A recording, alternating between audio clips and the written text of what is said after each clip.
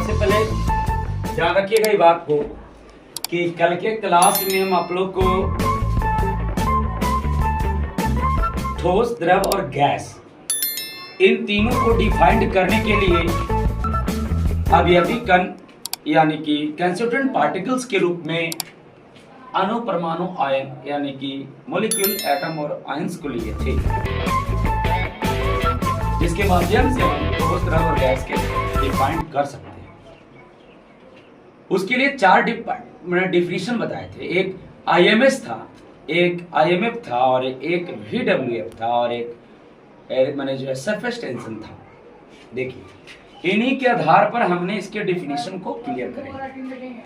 सबसे पहले तो अवयवी कण में आप अणु, परमाणु, आयन को इस तरह से सरिया सकते हो, ठोस में इस तरह से सरिया सकते हो, द्रव में इस तरह से सरिया सकते हो और गैस में इस तरह से सरिया सकते हो। अवयवी कण में हमने लिया पहले IMS यानी कि अंतराण्विक स्थान। अंतराण्विक स्थान आप देख करके अनुभव करिए कि ठोस में ज्यादा है या फिर द्रव में या फिर गैस में। आप सबसे ज्यादा देखिए तो अंतराण्विक स्थान जो है, खाली स्थान जो है, वो सबसे ज्यादा आपको गैस में मिलेगा, यानी सबसे अधिक अंतराण्विक स्थान गैस में। ठोस में सबसे कम होता है और आप द्रव में देख सकते हैं कि ठोस से अधिक और गैस से कम है ना।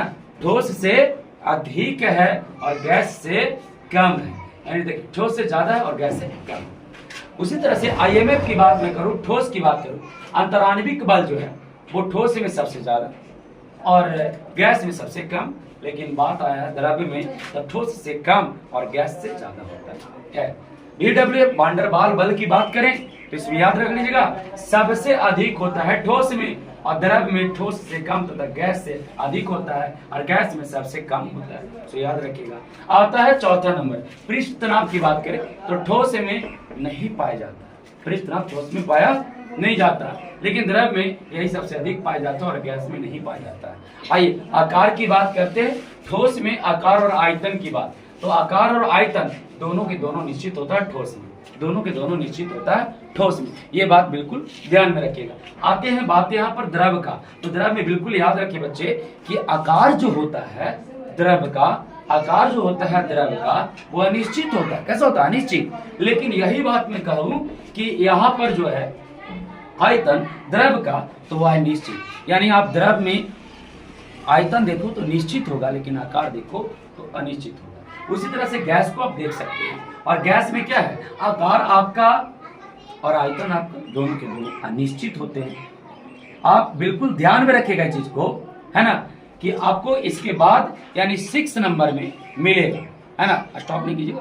पहले वाले लेक्चर में आपको मैं बताया था 5 तक के, और 6ठा नंबर आप लेक्चर में देख लीजिए कि यदि अवयवी कण में हम त्रिज्या को लेते हैं तो ठोस का सबसे कम होता है, द्रव का ठोस से अधिक और गैस से भी कम होता है, लेकिन गैस का जो है सबसे जो है अधिक होता है त्रिज्या।